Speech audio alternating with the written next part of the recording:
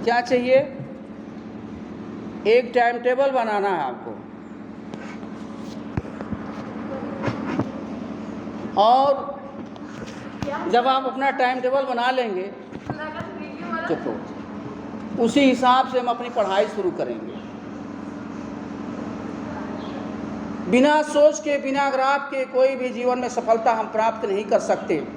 जैसे एक मकान का निर्माण करने के लिए हमें उसके खाके की जरूरत पड़ती है, ईंट पत्थर की, उसके नक्शे की पहले जरूरत पड़ती है। हाँ सर। जब नक्शा हमारे दिमाग में आ जाता है तो हम ज़मीन तय करते हैं, उसके बाद जो है उसके मटेरियल की हमें आवश्यकता पड़ती है।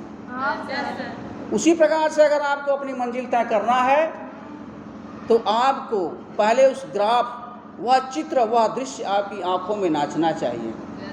आप किस विषय से ताल्लुक़ रखते हैं, जिस विषय से आप ताल्लुक़ रखते हैं उसका एक खाका और किसकी एक तस्वीर आपके दिमाग में होनी चाहिए,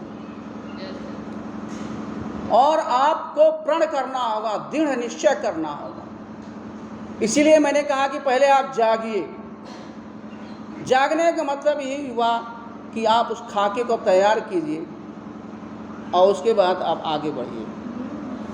जब आप जाग जाते हैं उस विषय के बारे में, उस संस्था के बारे में, उस व्यवस्था के बारे में पूर्ण ज्ञान करने के बाद अब आपको क्या है, मटेरियल की ज़रूरत पड़ती है कि जिस दिशा में हम जा रहे हैं या जो हमारा लक्ष्य है उसे प्राप्त करने के लिए हमें किन किन मटेरियलों की ज़रूरत पड़ेगी, कौन कौन सी सामग्रियों की हमें आवश्यकता पड़ेगी।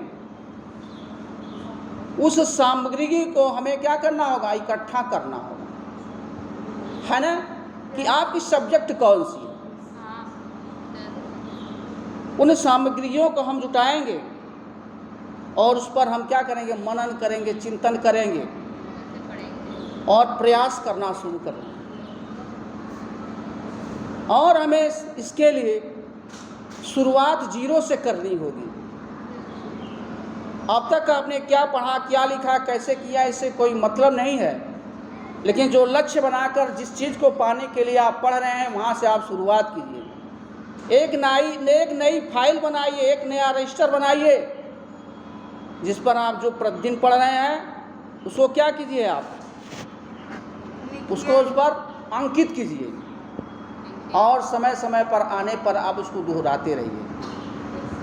इससे जो पढ़ेंगे वो आपको याद रहेगा, और थोड़ा अगर कहीं भूलता है, मिस करता है तो आप उसे फिर दोबारा रिपीट कर सकते हैं। और सब्जेक्ट वाइज पढ़ेंगे, सिस्टम से पढ़ेंगे, टाइम टेबल बना के पढ़ेंगे, कब हिंदी पढ़ना है, कब इतिहास पढ़ना है, कब भूगोल पढ़ना है, कब संस्कृत पढ़ना है, कब विज्ञान पढ़ना है।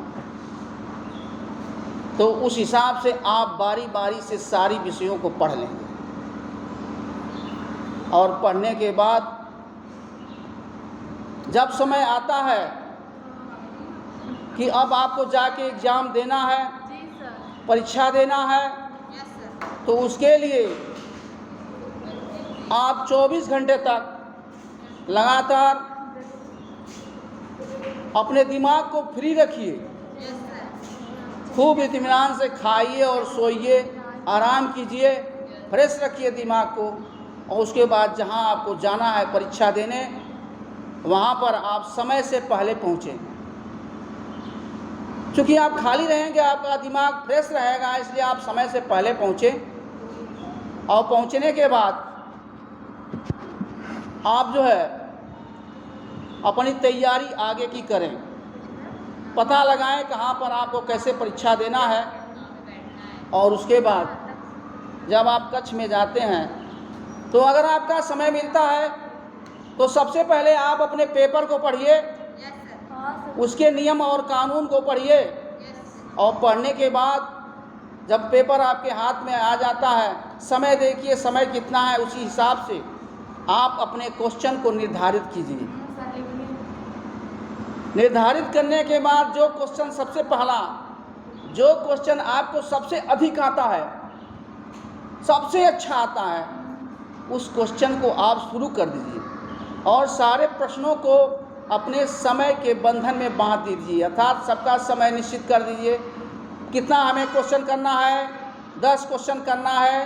पहला क्वेश्चन के लिए हम कितना समय देंगे, दूसरे के लिए कितना देंगे, समय कितना है, इसका बाद ध्यान रखते हुए इन चीज़ों का ध्यान रखते हुए आप समय बांट दीजिए। पहला क्वेश्चन किए 30 मिनट में, दूसरा 25 मिनट में, तीसरा 20 मिनट में, चौथा 15 मिनट में, पाँचवा 10 मिनट में। ऐसे करेंगे तो आप इत्मीनान से सारे क्वेश्चन को करते चले जाएंगे। और लास्ट में उस क्वेश्चन को छोड़िए जिसको कुछ नहीं आता है, और जाते जाते उसमें भी आप ज़रूर कुछ न कुछ लिख दीजिए, खाली मत छोड़िए। कोई भी क्वेश्चन आप छोड़िए मत।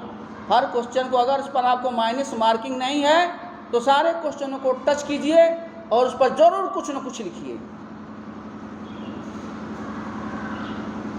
ऐसे अगर आप लिखते हैं